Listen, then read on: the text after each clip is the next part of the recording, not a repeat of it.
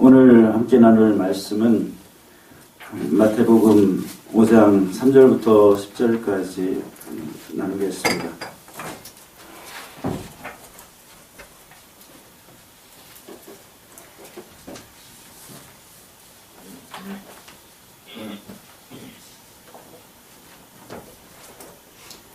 제가 봉독하겠습니다. 심령이 가난한 자는 복이 있나니 천국이 그들의 것이며 애통하는 자는 복이 있나니 그들이 위로를 받을 것이며 온유한 자는 복이 있나니 그들이 땅을 기업으로 받을 것이며 의에 줄이고 목마른 자는 복이 있나니 그들이 배부를 것이며 긍휼히 여기는 자는 복이 있나니 그들이 긍휼히 여김을 받을 것이며 마음이 청결한 자는 복이 있나니 그들이 하나님을 볼 것이며 화평하게 하는 자는 복이 있나니 그들이 하나님의 아들이라 일컬음을 받을 것이며 의를 위하여 박해를 받은 자는 복이 있나니 천국이 그들의 것임이라. 아멘. 잠깐 기도하겠습니다. 하나님 아버지 감사합니다. 오늘 또 귀한 주일 우리 귀한 성도님들 하나님 앞에 나와 예배 드리게 하심을 감사합니다. 우리 예배를 받으시고 우리 찬양을 받으시고 우리의 기도를 들어 응답하시며 우리에게 말씀하여 주시고 그 말씀이 우리의 삶의 양식이 되게 하시고 우리를 온전케 하시고 거룩하게 하시는 말씀이 되게 하여 주옵소서. 예수님의 이름으로 기도합니다. 아멘. 이제 들판이 점점 익어가는 색깔이 변하는 모습을 보면서 하나님의 오묘한 섭리를 다시금 느끼게 됩니다. 겨울에서 봄이 될 때에는 파릇파릇 새싹이 돋는 모습이 참 아름답고 신비스러운데 이제 또 이게 하나님의 은혜로 자라서 열매를 맺고 익어가는 모습 또 다른 신비로움을 느끼게 하고 이러한 자연의 모습 보면서 우리 마음속에 기쁨이 있고 감사가 넘치는 것을 느낍니다. 돌아보면 우리의 삶 속에서도 내가 일해서 돈 벌고 먹고 내가 노력해서 잘 살게 된 것 같지만 어느 것 하나 하나님의 은혜가 아닌 것이 없다는 것을 우리는 생각하게 되고 또 그래서 날마다 하나님 앞에 겸손하고 기뻐하며 감사하는 삶이 복된 삶입니다. 오늘 어려운 말씀이기도 하고 또 쉬운 말씀이기도 한 마태복음 5장의 말씀을 같이 읽었습니다. 마태복음은 신약성경에서 가장 첫 번째 책이기도 하고 또 내용도 가장 중요하기도 하고 무겁기도 하고 어렵기도 한 말씀도 있습니다. 하나님을 우리가 예수님을 통해서 구원을 받은 그리스도인으로서 믿지 않는 사람들, 그냥 성경을 하나의 좋은 가르침, 사상, 철학으로 여기는 사람도 이 마태복음 5장부터 7장까지 보통 우리가 말하는 산상수훈 또는 산상보훈이라고 하는 이 말씀은 매우 귀하게 여깁니다.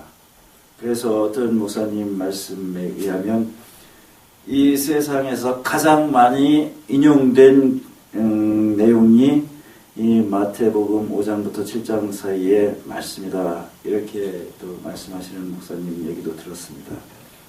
그 중에서도 이제 팔복이라고 하는 오늘 읽은 5장 3절부터 10절까지의 말씀이 가장 서론적이기도 하고 또 결론적이기도 하고 핵심적인 말씀이죠. 마태복음 이제 1장부터 4장까지는 예수님의 출생과 예수님이 마귀에게 시험을 받으신 이야기까지를 설명하고 이제 5장부터 예수님의 설교죠. 설교가 나옵니다. 그 중에 5장은 메시아 왕국, 하나님 나라의 새로운 기초가 되는 핵심적인 교훈을 말씀하고 있고, 6장에서는 천국의 백성, 이렇게 새로운 하나님의 나라의 백성으로서의 새로운 삶은 어떻게 살아가야 할 것인가를 또 말씀하고 있고, 7장에서는 이제 하나님의 나라에 들어가는 길은 그러면은 어떻게 해야 하느냐, 이거를 이제 가르친다. 이렇게 좀 또 구분해서 설명하는 설명도 있습니다. 오늘 3절에 보면 심령이 가난한 자가 복이 있다고 말씀하고 있습니다. 또 8절에 보면 마음이 청결한 자가 복이 있다고 말씀하고 있습니다. 어떤 분은 이 8가지가 각각 별개의 따로따로의 가르침이 아니라 이 전체가 하나님 앞에서 우리가 가져야 할 마음의 모습을 그린 거다. 그러니까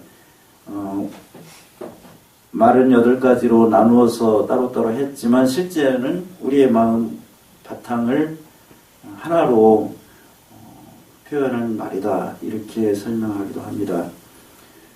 사람들은 부자가 되기를 원하고 풍요롭기를 원하고 잘 살기를 원하고 성공하기를 원하죠. 그런데 예수님의 이 첫 말씀은 심령이 가난한 자가 복이 있다고 말씀하셨어요. 누가복음에서는 아예 그냥 가난한 자는 복이 있다 이렇게 말씀하고 있어요. 그러니까 매우 역설적이라고 할 수 있죠. 그래서 이 어려운 말씀이라고 생각하는 사람도 있는데,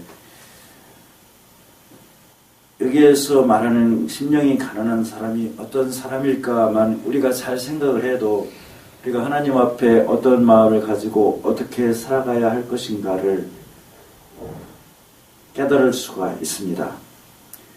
톨스토이라는 러시아 유명한 작가가 있었죠. 이분도 사실은 성경을 많이 읽고 성경의 교훈을 자기의 작품 속에 많이 이렇게 썼는데, 그분이 쓴 책 소설 중에 짧은 이야기가 있습니다. 사람에게는 얼마나 많은 땅이 필요한가, 그런 책인데, 파홈이라는 주인공 농부에게 이제 이 농부는 그 당시로서는 땅이 많은 사람, 지주라고 하죠. 지주의 농사를 져주고 사실은 품값을 받아먹는 농노라 할까, 머슴의 신분이었을 겁니다. 그 시대에는. 근데 이 농부 파홈에게 네가 해 뜨는 시간에 출발을 해서 해 질 때까지 가고 싶은 만큼 가서 한 바퀴 돌아오면 그 땅을 전부 너에게 주겠다. 이렇게 이제 얘기를 했어요, 주인이. 그러니까 어떻게 했을까요? 이 파홈은 해 뜨자마자 부지런히 달려갔겠죠. 아마 전주에서 달려가서 한나절 가면 어디까지 갈까요? 자, 김제 들판까지 갈까요? 그런데 이제 달려갔으니까 또 돌아와야 하잖아요. 해질 때까지 돌아오는 데까지 내 땅으로 주겠다고 했으니까. 그래서 이제 사각형을 그렸던지 원을 그렸던지 하루 종일 달려서 돌아왔겠죠. 해질 때 돌아왔는데 어떻게 되었을까요? 네. 지쳐서 그 자리에 쓰러져 죽었습니다. 죽어서 매장을 하니까 그 사람에게 필요한 땅은 얼마였을까요? 그 사람의 관 하나 묻을 만큼의 땅, 한 평일 수 있겠죠? 그래서 제목이 사람에게는 얼마나 많은 땅이 필요한가, 제목이 시사하는 바가 있죠. 인간의 욕심은 끝이 없지만 사실은 우리의 생명은 하나님께 달려있다는 것을 이 글에서 잘 묘사한 것 같습니다. 우리의 삶이 참 풍요로워졌어요. 제가 어릴 적만 해도 상상이 안 가는데 우리 젊은 세대들한테 우리 자식들의 세대들한테 그런 얘기하면 말도 안 된다는 식으로 그냥 웃고 마는데 우리 부모님 세대인 어르신들은 더 말할 것도 없죠. 얼마나 어렵게 사셨나요? 얼마나 가난하게 사셨나요? 지금 생각해보면 정말 내가 살아오신 삶이지만 소설 같은 그러한 삶을 사셨잖아요. 저도 고향에 가면 어머니하고 옛날 얘기 이제 하시는데 이제 요 무렵이죠. 아직 이제 새로 별을 베기 전 요 무렵이 이제 가장 어려운 때다 그런 말씀하시면서 보리쌀도 귀해가지고 끼니를 걸은 때가 있었다 그런 말씀을 하시더라고요. 제가 직접 겪은 참 어처구니가 없는 이야기 같은 이야기가 있습니다. 이제 학교를 갔다 왔는데 배가 고파서 이제 부엌에 가서 뭐 먹을 게 있나 하고 보니까 옛날에는 그 부엌 천정에다 이렇게 채반 같은 걸 매달아 놓고 거기에다가 음식을 보관하기도 하는데 거기에 보니까 있어요. 먹을 것이. 그래서 정신없이 막 퍼먹었죠. 그랬더니 그게 뭐냐 하면 옛날에 보리쌀을 불려가지고 밥을 짓잖아요. 양이 많아지라고 그랬는지 아니면 이게 이제 딱딱하니까 좀 부드러워지라고 그랬는지 그 저녁 먹으려고 보리쌀을 담가서 거기에다가 이제 올려놓은 것을 제가 막 먹은 거예요. 그래서 그날 저녁에 밥 지을 게 없었다. 어머니가 그 얘기를 언젠가 하셨어요. 제가 초등학교 졸업할 때까지 저희 친구들 약 100명이었습니다. 시골 두 학급 100명 정도가 이제 다녔는데 초등학교 졸업할 때까지 가방을 들고 다닌 친구가 한두 명 있을까 말까예요. 한 학년에. 어떻게 다녔나요? 책보. 네, 보자기 남자들은 어깨에다 메고 여자들은 허리에다 메고 다녔죠. 또 운동화를 신어본 아이들이 거의 없었어요. 중학교나 들어가야 교복을 맞춰 입고 운동화를 사 신었지 초등학교 때는 그냥 고무신을 신고 다녔어요. 대부분. 고무신도 아까워가지고 새 신을 사면 길 좋은 데는 그냥 벗어서 들고 가는 아이도 있었어요. 오래 신으려고. 그런 기억들 나실 겁니다. 그렇게 가난했었어요. 그렇지만 그때는 모두 제가 생각해 볼 때 그래도 소망을 가지고 착하게 열심히들 살았던 것 같아요. 그래서 오늘 우리가 이렇게 잘 살게 되었겠죠. 근데 이제 70년대, 80년대까지만 해도 그렇게 어렵게 살았던 시절이라서 그때는 사람들의 마음도 가난했어요. 가난하다는 것은 없다는 것이고 욕심이 없다는 것이죠. 조금만 뭐가 생겨도 기쁘고 감사할 줄 알고 그래서 그때는 하나님을 믿고 은혜 안에 살자 하면은 전도가 잘 되어서 폭발적으로 우리나라의 교회가 성장하고 많은 사람이 믿음을 가지게 되었죠. 그런데 이제 요즘 사람들은 너무 부자가 되어가지고 하나님을 믿어서 복을 받아야 한다. 이런 얘기하면 이제 좀 속된 말로 씨가 안 맥혀요. 나 잘 사는데 무슨 하나님이 필요하냐. 이런 생각으로 여간해서 하나님을 찾고 전도해서 교회에 나오게 하기가 쉽지 않아요.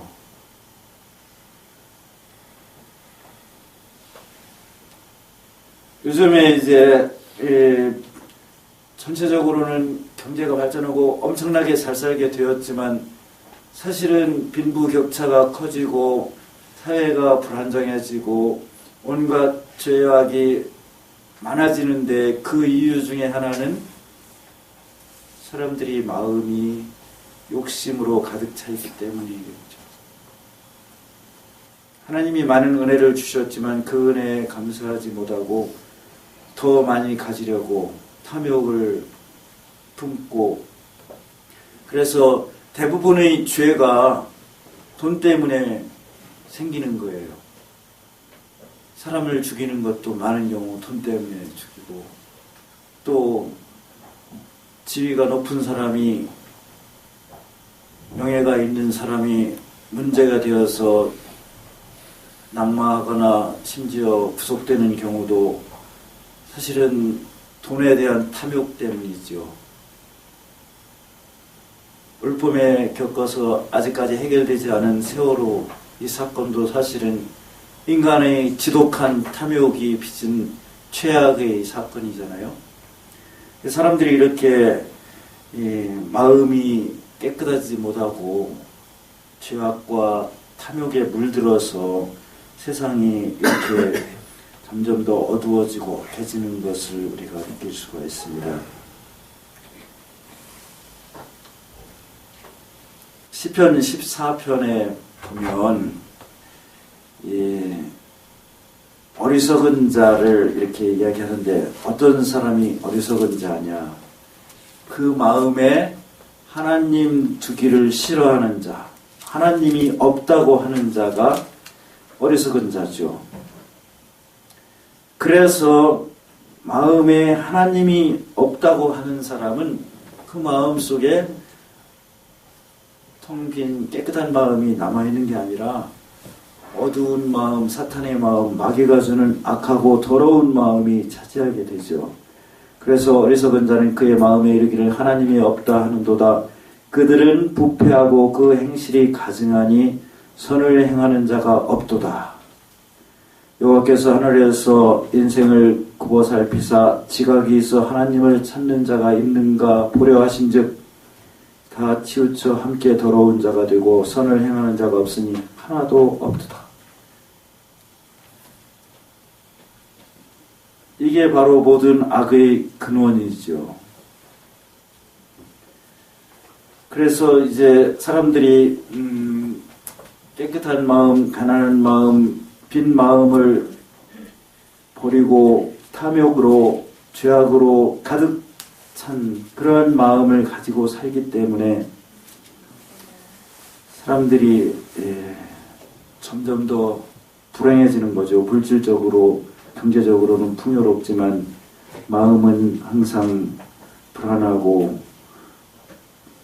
어둡고 그런 상태가 된 것입니다. 로마서 1장에도 사람들이 죄악에 대해서 여러 가지를 열거하고 있는데, 그 죄악의 근본 원인은 뭐냐?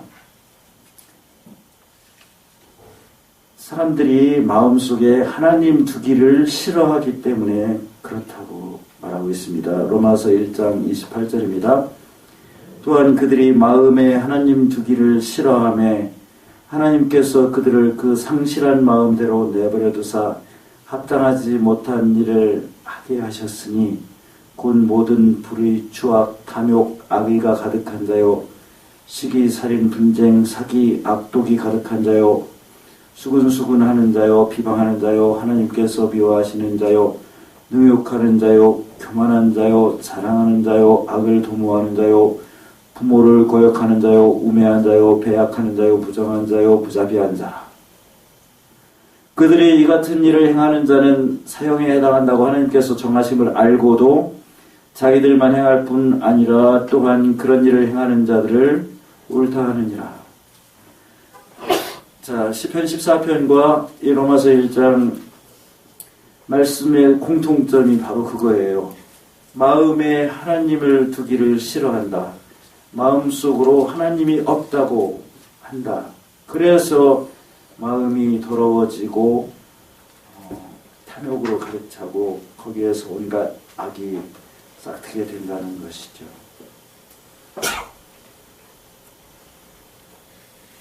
오늘 말씀 3절부터 10절 그리고 12절 그리고 더 나아가서 마태복음 5장부터 7장까지를 제가 한번 외워보려고 열심히 읽었던 적도 있습니다. 그런데 외워지지는 않지만 그래도 이제 그 흐름을 보면서 이렇게 기억하면서 전체적인 교훈을 생각을 하면 성경의 여러 가지 가르침이 있지만 정말 이거야말로 보배로운 교훈이다.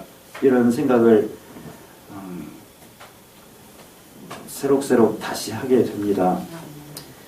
히브리어로 여기에 나온 가난한 사람이라는 말은 물론 이제 돈이나 재산이 충분하지 못하다는 게 일반적으로 가난하다는 뜻이지만 예수님이 이 말씀을 하실 당시의 그러한 관점에서 보면 그 당시에도 이스라엘이 이제 로마의 통치를 받던 시절이거든요. 우리나라가 일제히 강점기에 일제히 통치를 받던 것처럼. 그래서 보통 사람들은 거의 노예처럼 어렵게 살던 그런 시절인데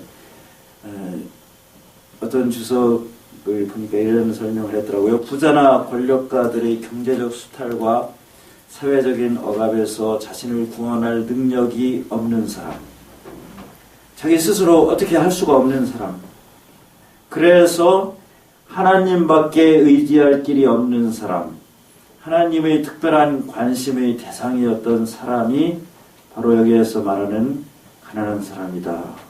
출애굽기 22장과 23장에도 나오고 레위기에도 그런 가난한 사람들이 나와서 가난한 사람들을 배려하라는 그런 말씀이 있거든요. 그래서 이제 심령이 가난한 사람은 마음이 겸손하고 하나님만 의지하고 하나님께만 온전히 자신을 맡기고 살아가는 사람, 하나님이 없이는 살 수가 없다는 것을 하나님 앞에 고백하고 하나님을 떠난 인간은 무가치하고 아무런 유익이 없는 삶이라는 것을 고백하는 사람이 심령이 가난한 것이다. 이렇게 설명을 했더라고요. 우리가 일반적으로 생각할 때에 심령이 가난한 사람은 내 힘으로는 살 수 없다. 나의 힘으로는 죄악의 무거운 짐을 벗을 수도 없고 내 마음속에 끊임없이 솟아오르는 더럽고 추하고 어둡고 악하고 또 나를 스스로를 죽고 싶은 마음까지 들게 하는 그 악한 생각을 버릴 수 없다는 것을 깨닫는 것이 심령이 가난해지는 길이라고 생각합니다. 내 마음속에 가진 게 아무것도 없다. 나로서는 하나님의 거룩하심을 알 수도 없고 따를 수도 없고 이룰 수도 없다는 그러한 마음, 그래서 더욱 하나님께 나와 하나님을 의지하지 않을 수 없다는 마음을 가진 자, 그런 자에게 이제 천국이 임한다는 것이죠. 그 다음에 이제 8절에서 보면 마음이 청결한 자는 복이 있나니 그들이 하나님을 볼 것이며, 저는 이 두 개가 다르게 말을 했지만 서로 통하는 말씀이기도 하고, 또 심령이 가난한 자는 하나님께 대한 마음이라면 마음이 청결하다는 것은 하나님의 관점에서 세상을 바라보고 사람들에 대해서 깨끗한 마음을 가지는 것, 이것이 아닐까 이렇게 생각을 합니다. 그럼 우리가 가난한 심령이 되려면 어떻게 해야 할까요?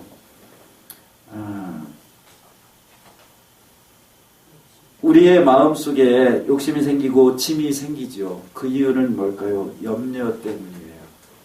그래서 이제 마태복음 6장 25절에서부터 보면, 그 앞에 이제 19절에서 보면 이제 보물을 하늘에 쌓아두라고 말씀하시면서 25절부터 뭐라고 말씀하시나요? 목숨을 위하여 무엇을 먹을까, 무엇을 마실까, 몸을 위하여 무엇을 입을까 염려하지 말라. 염려하지 말라. 그러면서 공중의 새를 보라, 들의 백합화를 보라, 이 말씀을 하셨어요. 그러면서 오늘 있다가 내일 아궁이에 던져지는 들풀도 하나님이 이렇게 입히시거든 하물며 너희일까 보냐 믿음이 작은 자들아. 그러므로 염려하게 이르기를 무엇을 먹을까, 무엇을 마실까, 무엇을 입을까 하지 말라. 이는 다 이방인들이 구하는 것이라. 너희 하늘 아버지께서 이 모든 것이 너희에게 있어야 할 줄을 아시느니라. 그 다음에 이제 핵심적인 말씀을 하고 계시죠. 그런즉 너희는 먼저 그의 나라와 그의 의를 구하라. 그리하면 이 모든 것을 너희에게 더하시리라. 그러면서 또 한 번 강조하고 있어요. 그러므로 내일 일을 위하여 염려하지 말라. 내일 일은 내일이 염려할 것이요 한날의 괴로움은 그날로 족하니라. 우리가 염려 없이 살려면 하나님께 우리의 짐을 맡기고 우리의 모든 문제를 맡기고 우리의 마음도 하나님께 드리고 하나님께서 우리의 마음을 깨끗하게 해주시기를 구하는 그러한 삶이 심령이 가난한 자의 삶입니다. 마태복음 11장 28절 나오죠. 수고하고 무거운 짐진 자들아 다 내게로 오라. 내가 너희를 쉬게 하리라. 그 다음에 이제 우리의 마음을 깨끗하게 비운 다음에는 하나님이 주시는 것으로 우리의 마음을 채워가야겠죠. 이 세상에 빈 것은 없다 이런 주장을 하는 사람이 있어요. 자, 이 컵에 물이 들어있죠. 그런데 물을 먹으면 빈 컵이라고 그러는데 엄밀한 의미에서는 빈 컵이 아니다. 이 속에 공기가 들어있다. 뭐 그런 농담처럼 그런 얘기를 하는데 우리의 마음이 그래요. 우리의 마음이 빈 마음이다. 마음을 비웠다. 이런 뭐 정치적인 술사로 쓰는 경우도 있는데 우리의 마음 속에 하나님의 마음이 없으면 깨끗한 빈 마음이 그대로 남느냐? 그게 아니죠. 컵이 비면 이 속에 공기가 차지하는 것처럼 하나님을 향한 마음, 하나님의 마음, 하나님이 주시는 깨끗한 마음이 우리 마음 속에서 자리 잡지 않으면 반드시 악한 생각이 우리의 마음 속에 들어오게 돼 있어요. 그래서 우리는 우리의 탐욕을 버리고 우리의 모든 어두움을 버리고 우리의 더러운 마음을 버리고 그 다음에는 하나님의 은혜로 우리의 심령을 채워가야 돼요. 우리가 예배드리고 말씀을 읽고 듣고 배우고 또 찬양하고 기도할 때에 우리의 마음을 한편으로는 비우면서 또 한편으로는 감사하는 마음, 기뻐하는 마음, 깨끗한 마음, 거룩한 마음으로 채우는 것이죠. 마치 우리의 몸이 피를 순환시켜가지고 더러운 피를 걸러서 깨끗한 피로 만들고 그래서 다시 온몸이 건강하고 튼튼하게 움직이듯이 그래서 우리는 이제 하나님이 주시는 마음을 배우고 그것으로 우리의 마음을 정결하게 하고 채워나가야 하는 것이죠. 겸손하고 온유한 마음이어야 합니다. 오늘 읽은 말씀 중에도 5절에 온유한 자, 온유한 것이 뭔가요? 부드러운 것이죠. 하나님 앞에 겸손한 것이죠. 온유한 마음, 겸손한 마음으로 채우라고 그랬어요. 예수님은 마태복음 18장에서 천국은 마치 어린아이와 같은 마음을 가진 자라야 천국을 들어갈 수 있다. 이런 말씀을 하셨죠.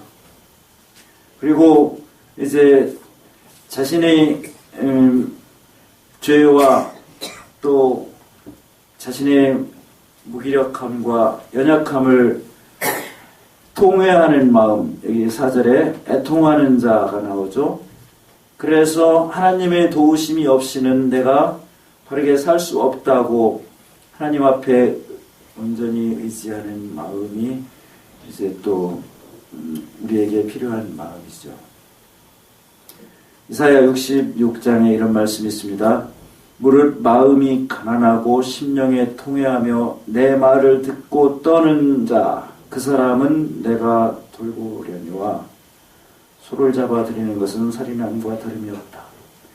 하나님께서 기뻐 받으시는 예배는 마음이 가난하고 심령에 통회하며 하나님의 말씀을 듣고 떠는 자라고 말씀하시고 그런 자를 하나님이 돌보신다고 말씀하고 있습니다. 그 다음에 이제 마음이 가난한 자는 여기에 7절에 보면 긍휼히 여기는 자입니다. 가난한 사람이 다른 사람을 더 잘 돕는다. 이게 이제 통계적으로도 나온다. 그런 얘기 들어보셨죠? 부자들보다 가난한 사람들이 다른 사람을 더 많이 돕는다는 거죠. 옛날에 공안 쪽도 나눠 먹는다는 말이 있습니다. 충남 예산이라는 지방에는 의 좋은 형제의 이야기가 전해 내려오지요. 그게 이제 실존 인물이 있다 해서 거기에 뭐 기념물도 하고 무슨 축제도 한다 그러는데,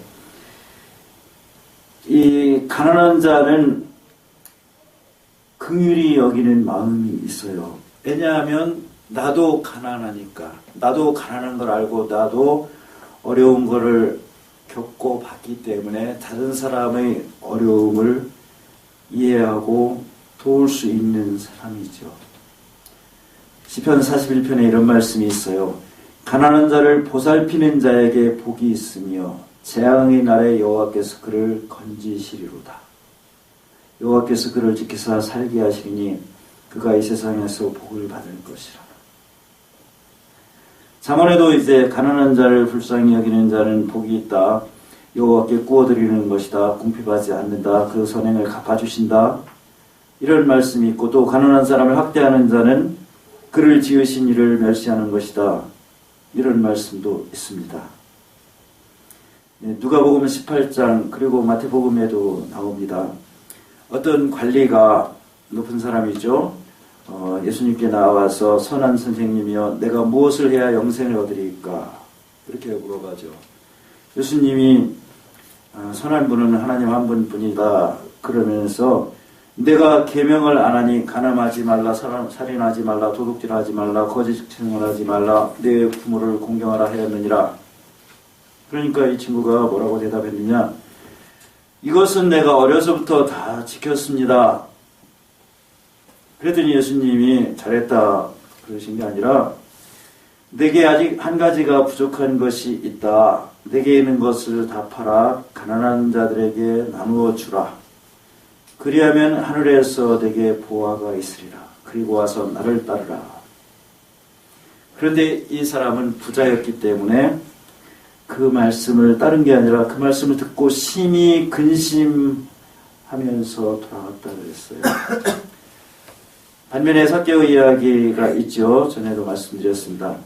삭개오는 참 세상 사람들에게 손가락질을 받는 죄인 중에 죄인이었지만, 예수님을 만난 다음에 예수님이 말씀하지 않으셨는데도 자기가 가서 자기의 재산을 절반을 팔아서 다 가난한 사람에게 주겠다 이렇게 얘기를 했어요. 그랬더니 예수님이 이 사람에게 구원이 임했다 이렇게 말씀하셨죠. 그래서 가난한 사람은, 마음이 가난한 사람은 다른 가난한 사람들을 긍휼히 여기는 마음이 있는 사람들, 그리고 또 사람들과의 관계에서 화평하게 하는 사람, 9절에 나옵니다. 그런 사람이 또 의를 소중히 여기죠. 8절입니다. 그래서 이 3절부터 10절까지의 이 여러 가지의 복 있는 자가 결국은 심령이 가난한 자로부터 시작되어서 같은 맥락에서 한 가지로 이해할 수도 있다는 거죠. 우리가 살아갈 때에 마음에 심한 고통과 궁핍과 괴로움이 있습니다. 아무리 잘 살아 보이는 사람도 그의 심령에 괴로움이 있죠. 그래서 시편 70편에 보면 하나님 앞에 자기를 이렇게 고백하고 있어요. 나는 가난하고 궁핍하오니 하나님이여 속히 내게 임하소서. 주는 나의 도움이시오 나를 건지시는 이시오니 여호와여 지체하지 마소서. 이 시를 쓴 사람이 자기의 곤궁한 처지에서 하나님 앞에 이렇게 간절하게 기도하며 고백하는 것을 읽을 수가 있죠.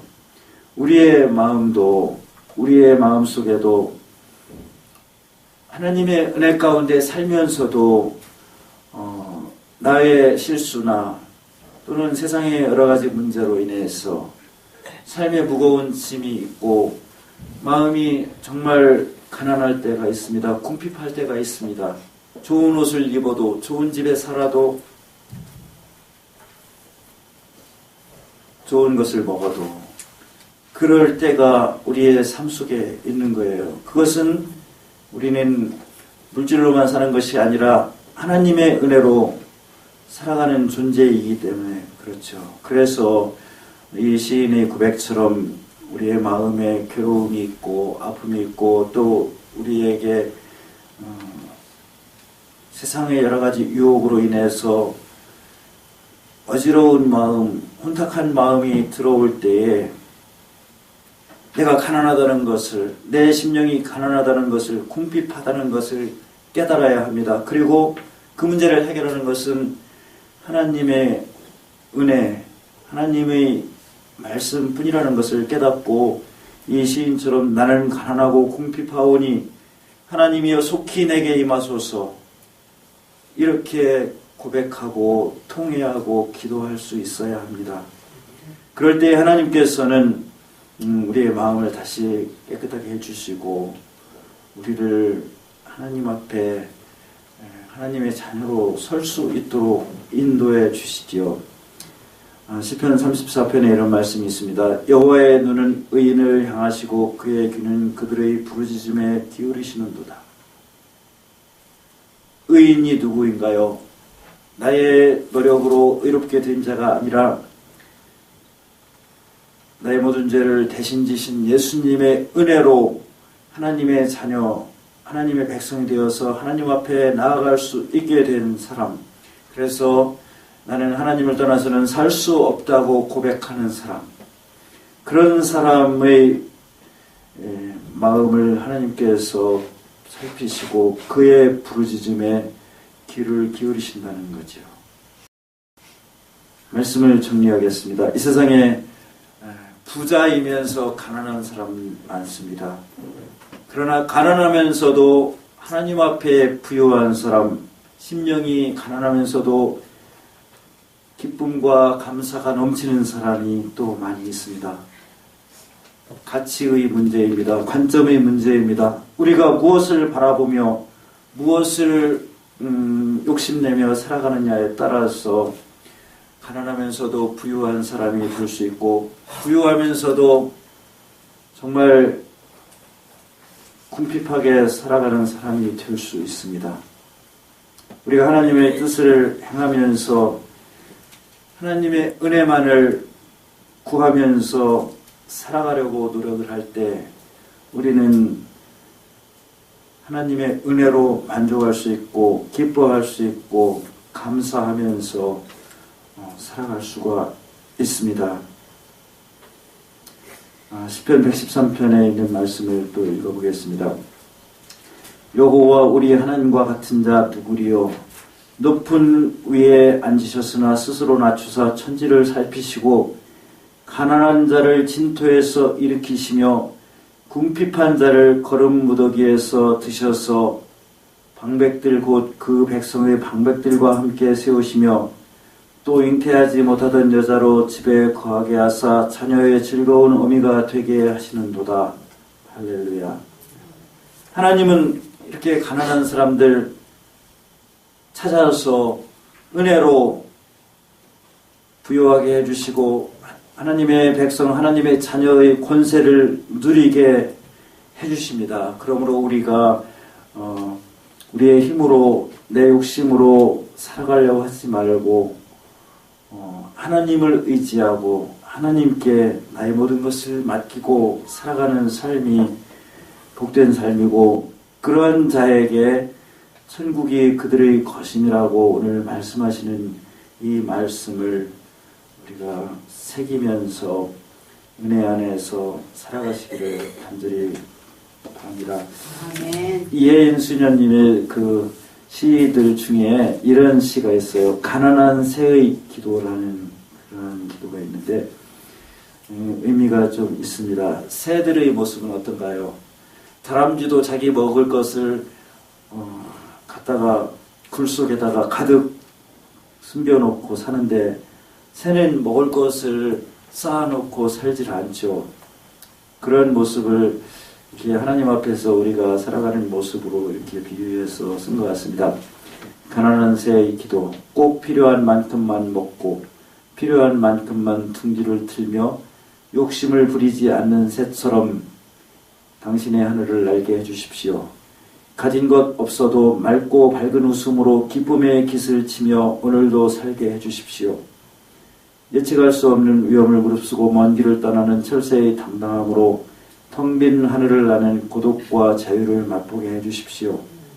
오직 사랑 하나로 눈물 속에도 기쁨이 넘쳐날 서원의 삶에 햇살로 넘쳐오는 축복. 나의 선택은 가난을 위한 가난이 아니라 사랑을 위한 가난이기에 모든 것 버리고도 넉넉할 수 있음이니 내 삶의 하늘에 떠다니는 흰 구름이 평하여 날마다 새가 되어 새로이 떠나려는 내게 더 이상 무게가 주는 슬픔은 없습니다. 이 세상의 탐욕과 이 세상의 염려로 인해서 우리의 삶이 무거워질 때에 새처럼 그런 자유로운 삶을 살 수 있다면, 욕심이 없는 삶을 살 수 있다면 그런 무게로 인한 슬픔은 없을 것이라고 이 시는 이렇게 노래하고 있습니다. 기도하겠습니다. 하나님 아버지 감사합니다. 주님께서 우리에게 제일 먼저 가르쳐 주신 산상보훈의 말씀을 우리가 생각해 볼 때 하나님 앞에서 심령이 가난한 자가 복이 있다고 하신 말씀을 우리가 기억합니다. 또 마음이 청결한 자가 복이 있다고 하신 말씀도 기억합니다. 우리의 마음 속에 세상의 염려로 재물에 대한 욕심으로